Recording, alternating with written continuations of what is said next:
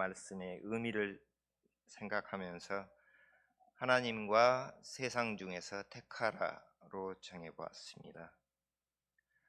하나님께서 믿음의 백성들을 위하여서 예비하신 가나안 땅에 들어가서 사사의 시대를 거치고 다윗 왕조가 서게 됩니다.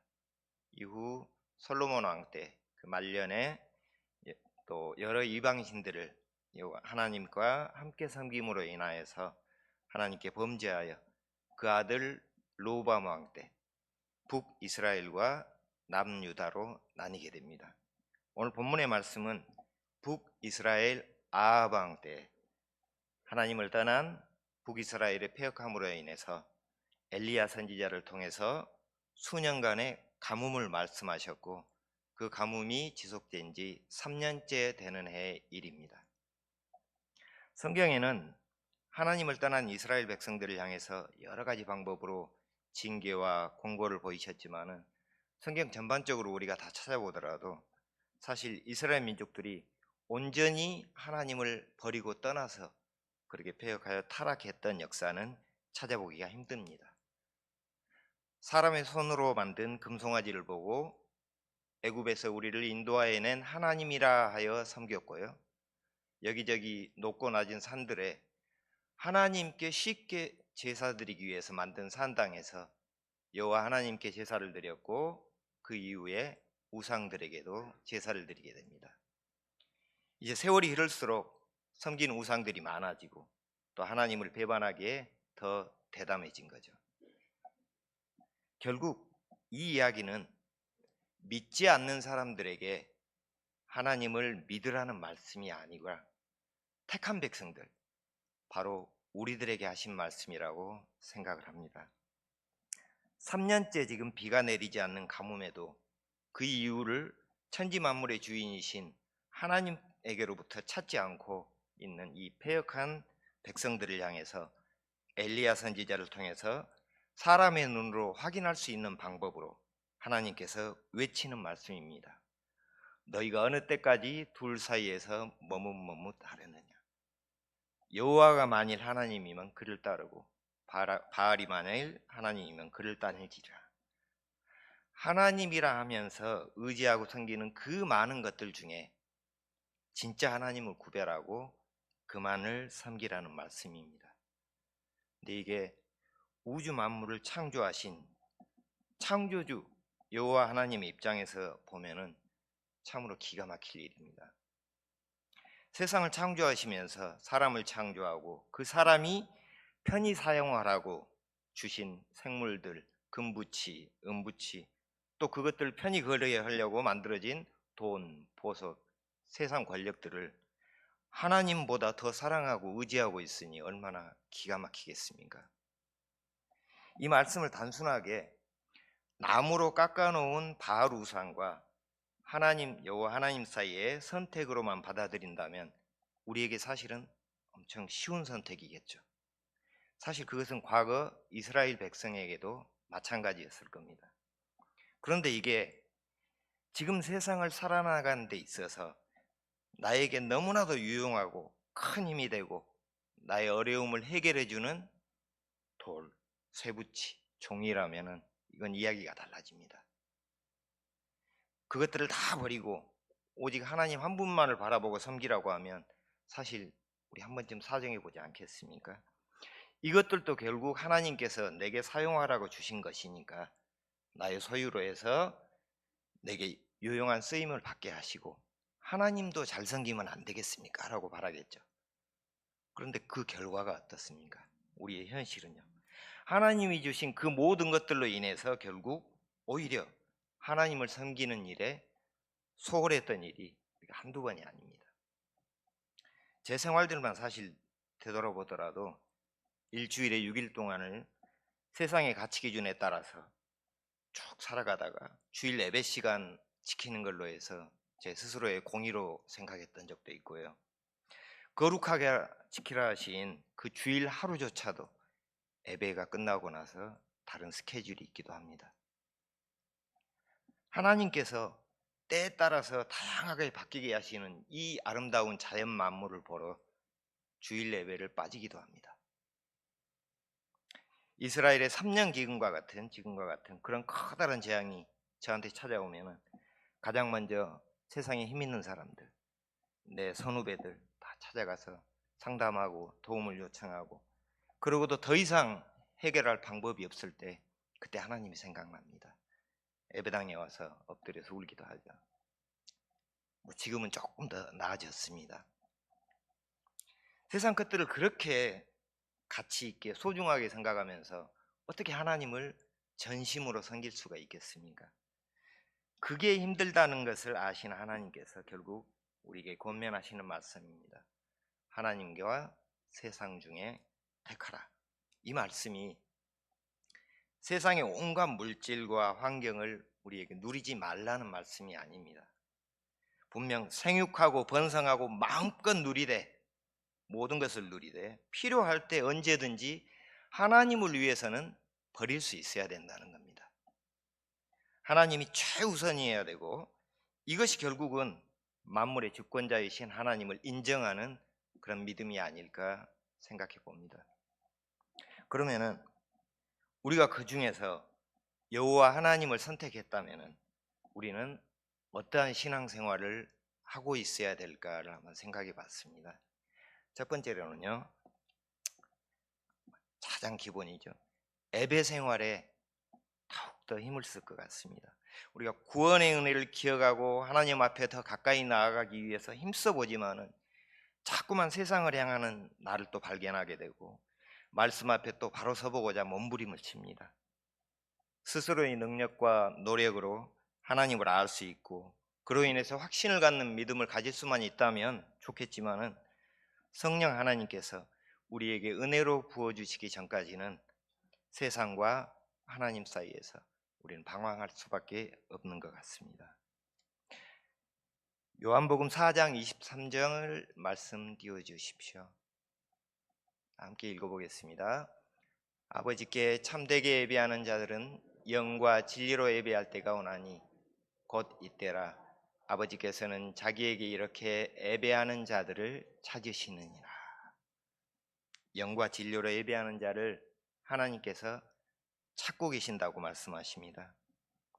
우리는 말씀에서 떨어지지 않기 위해서 성경을 읽고 암송을 하고 필사를 하고 예배가 있는 곳, 말씀이 있는 곳을 열심히 쫓아다닙니다.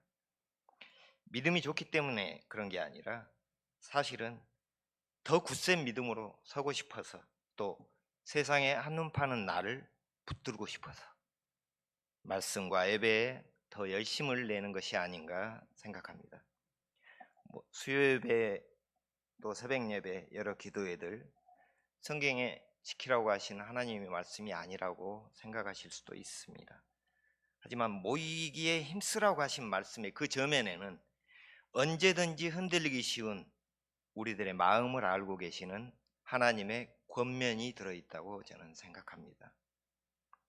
피곤한 몸을 일으켜 세워서 하루의 새벽을 말씀으로 시작하고, 또 영적으로 느슨해지기 쉬운 한 주의 중간쯤 수요일에 찬양과 말씀으로 영적 회복을 꾀하고, 틈나는 대로 말씀을 읽고 끊임없는 기도로 하나님과 교통하면서 나를 만들어가는 그런 시간들이 많아질수록 하나님에게서 떨어지지 않는 생활이 가능하다고 생각합니다. 두 번째로는 우리들의 생활의 1순위는 하나님이어야 한다는 것입니다. 힘들고 분주한 이 세상 속에서 방금 앞서 말씀드린 그 내용들을 다 지킨다는 것은 쉽지 않은 일입니다. 하지만 세상과 하나님 중에 하나님을 선택했다면 내 생활의 1순위는 하나님이어야 한다는 겁니다. 세상의 약속과 하나님께 예배드린 일 중에 우리가 선택을 해야 되고요, 세상의 즐거움을 누릴 시간과 성경 말씀을 읽는 그 일 중에 우리가 선택을 합니다. 육신의 피로와 새벽 예배 중에 또 선택을 합니다. 이러한 선택들로 인해서 내가 점점 하나님께 가까이 다가가게 되는 거고요, 하나님만을 바라보고 하나님의 뜻을 그렇게 구하는 데 있어서 이렇게 열심을 낸다면 우리에게 깨닫는 은혜를, 평안의 축복을 안 주실 리가 없다고 생각합니다. 마태복음 6장 33절 말씀 띄워주십시오. 함께 읽어보겠습니다. 그런즉 너희는 먼저 그의 나라와 그의 의를 구하라. 그리하면 이 모든 것을 너희에게 더하시리라. 너무 자주 듣는 말씀이고 그렇기 때문에 오히려 그냥 스쳐갈 수 있을 것 같습니다. 사실은 저는 엄청 중요한 이야기라고 생각되는데요. 저기가 먼저라고 되어 있습니다. 너희는 먼저 하나님을 최우선 순위로 여기고 그의 뜻을 따르고 구하는 자에게는 구원의 은혜도 주시고 우리 삶에 필요한 모든 것도 더해 주시겠다고 분명히 나와 있습니다.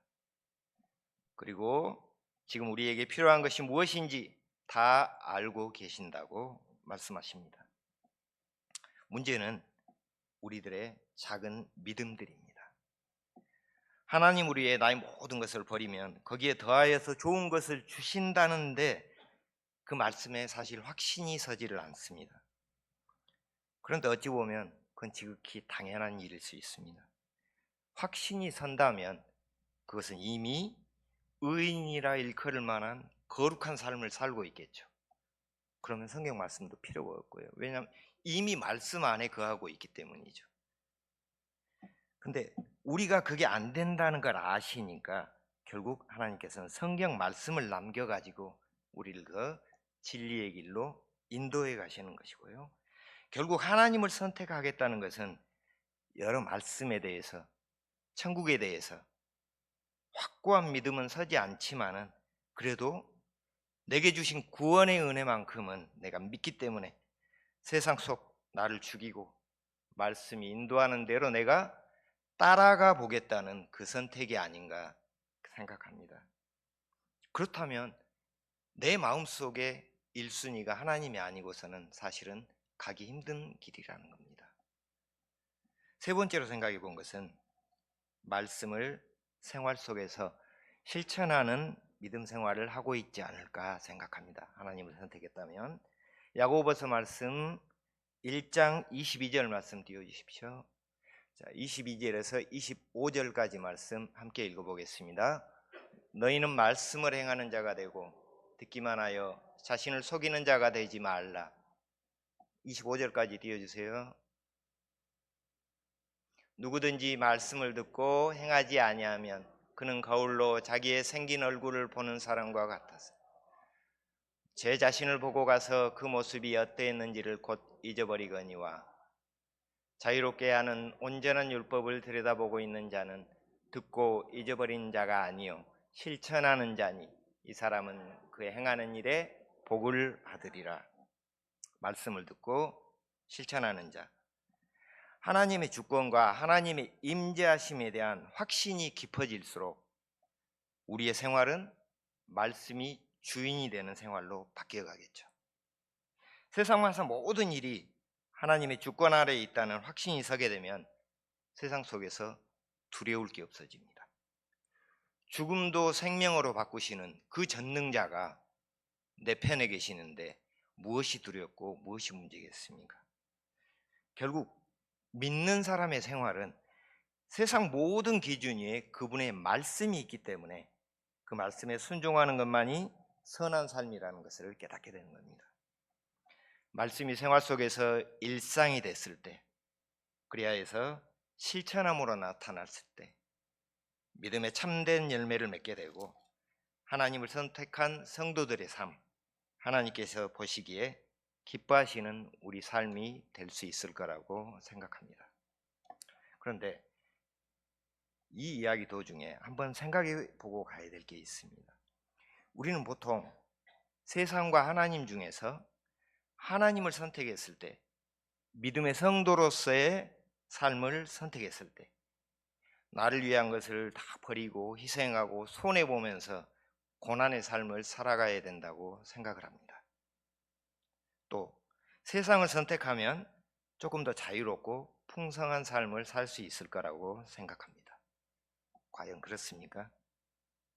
자, 하나님이 없다고 생각하고 세상 삶을 살아간다고 한번 생각을 해 보십시오. 마냥 행복하고 만족스러운 삶이 상상이 되시는지 모르겠습니다. 뭐 헌금도 안 드리고 그거 다 나를 위해 쓰고 예배드릴 시간에 지인들하고 같이 놀러도 다니고 사귀고 그러면 행복해질까요? 사실 아니죠. 사람이란 존재는 그렇지가 않습니다. 오히려 더 힘든 생활이 되지 않겠습니까? 조금만 손해봐도 참수가 없고요. 나에게 해를 끼친 사람이 있으면 용서가 안 됩니다. 그 분이 풀리지를 않아서 그걸 안고 가야 됩니다. 아무리 가져도 불안해서 그 부족한 것을 채울 수가 없습니다. 또 많이 가지면 혹시 빼앗길까봐 더 불안합니다. 그런 불안한 삶이 이어지겠죠. 근데 세상에선 이야기하죠. 사람은 행복하기 위해서 산다고. 행복이 뭐겠습니까? 행복하다. 평안하여서 내가 만족한 삶을 누리고 있는 게 행복이겠죠. 그런데 사람의 마음은 결코 채울 수가 없는 것이라서 그 어떤 것으로도 만족과 평안을 줄 수가 없는 존재라는 겁니다. 그럼 하나님을 선택한 삶은 또 어떨지 한번 생각해 보겠습니다. 사랑 그 자체이시고 은혜가 한량없으시고 긍휼하심이 크신 그 하나님께서 이 택한 백성들을 위해서 예비해 놓으신 천국 복락의 세계로 가는데 너희들은 고생하고 희생하고 고난을 겪어야지만 그리로 올 수 있다고 설마 그렇게 계획해 놓으셨을까요? 좀 앞뒤가 안 맞는 이야기지 않습니까? 사랑의 하나님이신데, 그죠? 노아의 이야기로 잠시 한번 살펴보겠습니다. 노아가 500세에 물로 심판하겠다는 하나님의 이야기를 듣고 방주를 준비하게 됩니다. 큰 비도 오지 않는 그 숲속에서 고페르 나무를 그 큰 방주를 만들기 위해서는 숲 가까이 또는 숲 속에 있었겠죠. 근데 비도 잘 오지 않는 큰 비가 없는 그런 상황에서 세상의 온갖 조롱, 비난 모든 걸 다 받으면서 약 80년에서 100년간 방주를 만듭니다. 그 방주를 만들고 있을 때 세상 사람들이 볼 때는 얼마나 우스웠겠습니까? 바닷가도 아니고 산속에서요. 그런데 생각해 보십시오. 그 시간들이 하나님의 명령을 직접 받고 수행하고 있는 노아에게 고난의 시간이었겠습니까? 장차 오게 될 하나님의 심판과 또 그 이후에 찾아오게 될 하늘나라의 축복을 확신하고 있기 때문에 겸손히 주님의 행하심을 바라면서 기다리고 있는 평안함의 시간이 아니었을까 생각합니다. 또 다니엘은요. 다니엘이 적국의 바벨론에 포로로 끌려가게 됩니다. 다니엘은 소년 때부터 하나님 앞에 올바로 서기 위한 그런 올바른 삶, 경건한 삶을 살고 있었고 바벨론에 포로로 끌려가서도 왕을 모실 수 있는 사람들이 뽑혀서 발탁되어서 특별한 관리를 받게 됩니다. 그때 왕의 음식을 거절하는 것은 죽음인 줄 알면서도 술과 우상의 제물을 거절했을 때 하나님께서는 축복으로 화답해 주셨습니다.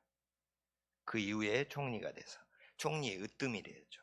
총님이 으뜸이 돼서 그 바벨론 나라에서 부와 명예와 권력을 다 누리고 있을 때 하나님께 기도드리는 일로 말미암아서 사자굴에 던져지고 죽을 수도 있다는 그런 상황이 있는데도 지금 누리고 있는 그 부와 권력, 모든 명예, 그리고 심지어 목숨까지 다 잃는 그 상황에서도 한치의 망설임도 없이 여전히 하나님께 기도를 드렸습니다.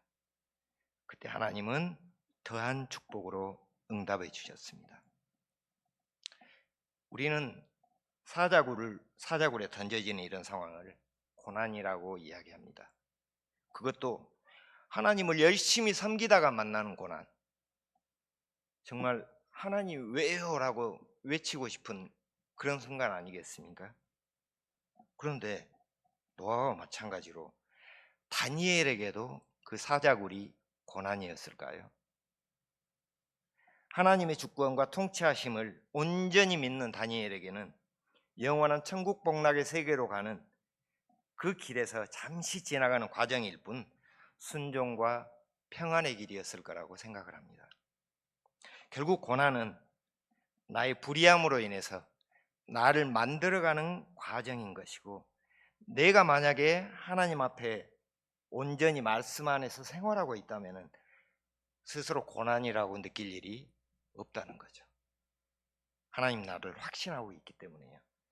이것이 결국 세상을 살면서도 이미 하나님 나라를 경험하면서 사는 삶이 아닐까 생각해 봅니다. 요한복음 14장 27절 말씀 같이 한번 읽겠습니다. 평안을 너희에게 끼치노니 곧 나의 평안을 너희에게 주노라. 내가 너희에게 주는 것은 세상에 주는 것과 같지 아니하니라. 너희는 마음에 근심하지도 말고 두려워하지도 말라. 오히려 우리의 채울 수 없는 그런 마음, 세상의 것으로는 채울 수 없는 우리들의 마음을 충만하게 채워줄 수 있는 분은 예수님 뿐이라는 이야기입니다. 말씀 이외에는 우리의 채워지지 않는 갈급함, 이 마음을 진정시켜줄 생수가 없다는 겁니다. 또 빌립보서 4장 12절 말씀 같이 보겠습니다. 나는 비천에 처할 줄도 알고 풍부에 처할 줄도 알아. 모든 일, 곧 배부름과 배고픔과 풍부와 궁핍에도 처할 줄 아는 일체의 비결을 배웠노라. 배부름과 배고픔, 풍부하든 궁핍하든 감사함으로 자족함을 배웠다는 사도 바울의 고백입니다. 이 고백은 복음 전파, 복음 사역 중에 예수님을 인정하지 않는 유대인들의 핍박, 또 육신의 피로, 경제적 어려움, 여러 가지 어려움에 처했을 때 나온 바울의 고백입니다. 나를 낮추고 상대를 용서하면서 내게 주어진 것으로 만족함을 느낄 수만 있다면 그것이 바로 행복이고 평안이 아닐까 생각합니다. 이것이 바로 하나님을 선택한 사람만이 가질 수 있는 세상이 줄 수 없는 평안이라고 생각합니다. 하나님을 선택한 우리가 하나님의 말씀 안에서 온전히 거하면서 순종함으로 겸손히 하나님의 뜻을 기다릴 때 은혜를 부어주시고 평안을 알아가시며 또 세상에서의 삶에서도 부족함이 없이 누릴 수 있도록 충만하게 채워주시는 하나님이심을 믿어야 되겠습니다. 하나님을 최우선으로 생각하면서 먼저 그의 나라와 그의 의를 구하면 이 모든 것을 너희에게 더하시리라는 예수님의 말씀 생각해 봐야 되고요. 사실 그의 나라와 그의 의를 구한다는 게 막연한 생각으로 우리가 읽고 지나는 게 아니고요. 아까 다니엘과 노아가 어떻게 살고 있으며 삶의 현장에서 하나님 나라를 느끼게 됐는가를 보면 이 말씀하고 사실은 통합니다. 그의 나라, 하나님 나라를 소망하고 있고요. 하나님 나라는 어떤 나라일까요? 하나님의 뜻대로 이루어지는 나라. 나의 의가 아닌 그의 의가 나타나는 나라. 하나님의 계획대로 이루어지는 나라. 하나님의 말씀대로 순종하며 따르는 나라. 노아와 다니엘의 삶 아닙니까? 결국은 노아와 다니엘은 그래서 이미 세상 속에서 하나님 나라가 그 마음에 임했다고도 볼 수 있는 것이죠. 우리도 마찬가지고요. 먼저 그 하나님 나라를 소망하고 하나님의 뜻대로 되기를 내가 구하고 기도하면 분명히 어떻게 써져 있습니까? 이 모든 것을 너희에게 더하시리라고 되어 있습니다. 우리가 이야기하는 제 몸이, 제 가정이, 제 사업이,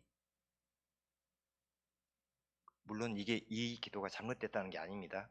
이렇게 기도도 해야 됩니다. 해야 되는데 예수님께서 말씀하시는 건 너희들이 하나님 나라를 꿈꾸고 소망하고 그 뜻을 바라고 구하고 열심히 거기에 열심을 내고 있으면 그 모든 것을 더해 줄 것이고 지금 너희에게 필요한 게 무엇인지 나는 이미 다 알고 있다는 거죠. 말할 필요도 없이 우리가 이야기하지 않는 부분까지 다 알고 그것을 채워주실 것이라는 예수님의 말씀이라고 생각합니다.